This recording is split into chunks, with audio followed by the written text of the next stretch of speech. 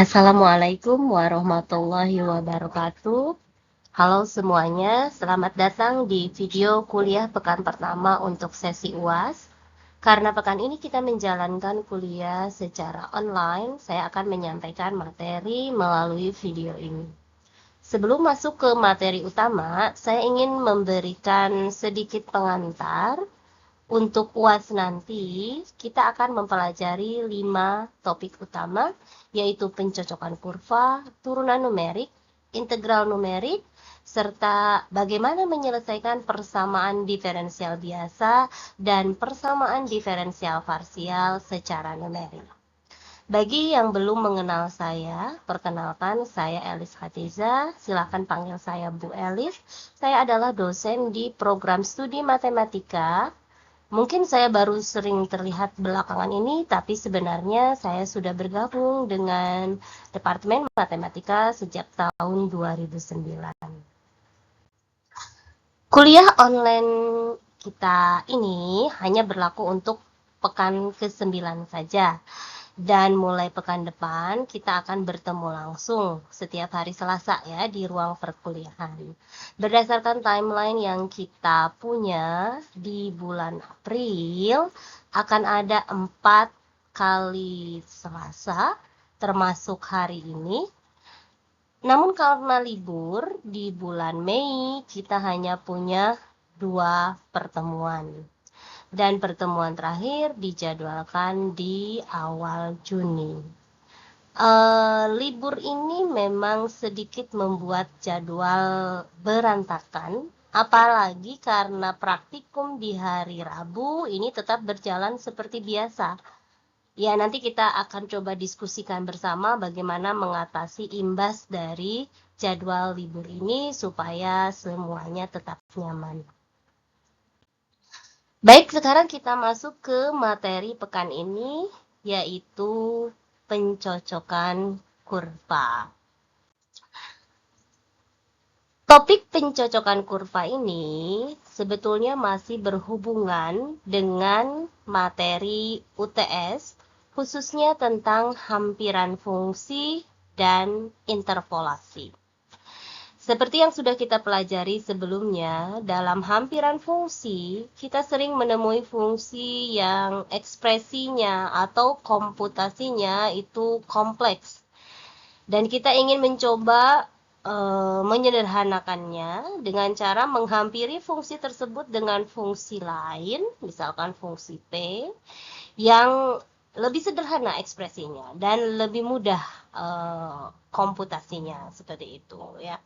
Nah, salah satu metode yang kita gunakan untuk memperoleh fungsi hampiran ini di pembahasan materi UTS itu adalah dengan menggunakan Dirac-Taylor. Semoga kalian semua masih mengingat konsep ini. Selain hampiran fungsi, konsep interpolasi juga erat kaitannya dengan pencocokan kurva. Untuk mengingat kembali konsep interpolasi ini, dalam interpolasi kita diberikan sekumpulan titik. Lalu tugas kita adalah membangun fungsi yang kurvanya melewati semua titik tersebut. Ya, kenapa semua titik tersebut harus dilewati? Ya, karena di sini titik-titik yang membangun data yang kita memiliki sangat penting karena akurasi datanya ini cukup tinggi, sehingga diharapkan fungsi yang dibangun ini mampu melewati titik-titik data yang diberikan. Nah, pada dasarnya pencocokan kurva ini adalah kondisi di mana kita diberikan sekumpulan titik sebagaimana interpolasi, di mana setiap titik ini terdiri dari 2 peubah yang memiliki hubungan. Di sini kita memiliki peubah X dan Y. X1 memiliki hubungan dengan Y1, X2 memiliki hubungan dengan Y2 dan seterusnya. Nah, tugas kita adalah membangun suatu kurva atau fungsi yang paling cocok yang menggambarkan kaitan antara kedua peubah tadi ya, peubah X dan Y pada titik-titik yang diberikan ini. Ya. Nah, sebagai contoh, Misalkan kita memiliki data dari penggemar drakor ya, drama Korea. Data ini adalah data mengenai jumlah episode drama Korea yang ditonton dan tingkat kepuasan dalam skala 1 sampai 10. Dari data ini sebetulnya kita bisa melihat bahwa semakin banyak episode yang ditonton, tingkat kepuasan ini cenderung meningkat. Namun, tingkat kepuasan ini ya, kenaikannya ini mulai melambat setelah episode ke-5 ya. Mungkin ini terjadi karena alur ceritanya sudah mencapai klimaks, atau mungkin penonton sudah mulai merasa lelah maraton drama Korea. Nah, pencocokan kurva ini bisa membantu kita memahami pola hubungan antara jumlah episode dan tingkat kepuasan penonton. Apakah bentuknya linier ataukah non-linier. Yang lebih penting lagi, kurva yang kita bangun itu nantinya bisa digunakan untuk menaksir nilai kepuasan pada episode yang belum ada dalam data. Misalkan kita ingin tahu berapa tingkat kepuasan penonton di episode 16 ya.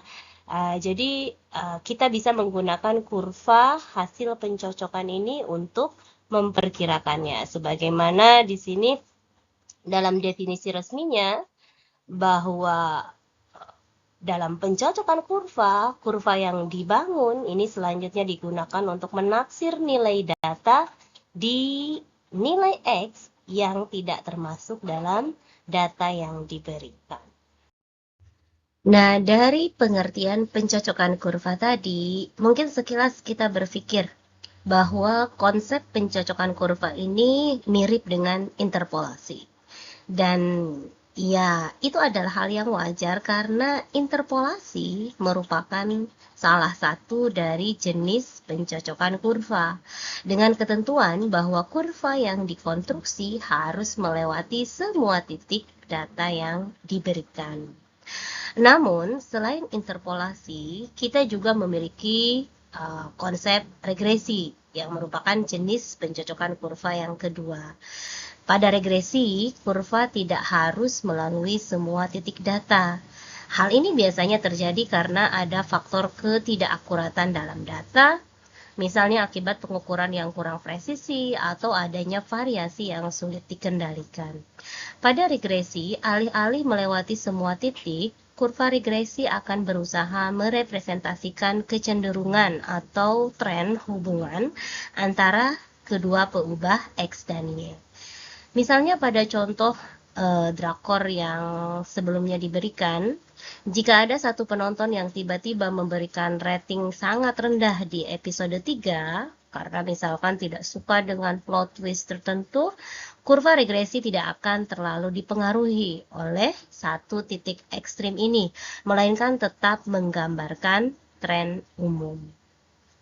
Nah, karena interpolasi sudah kita pelajari di materi UTS, dalam pembahasan pencocokan kurva ini kita akan fokus ke konsep regresi.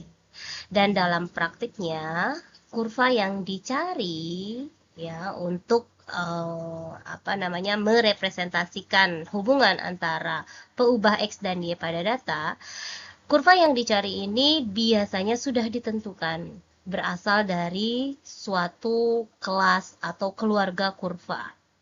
Misalnya bisa berbentuk linier, pangkat, eksponen, rasional, tergantung pada konteks permasalahan atau sifat sumber datanya.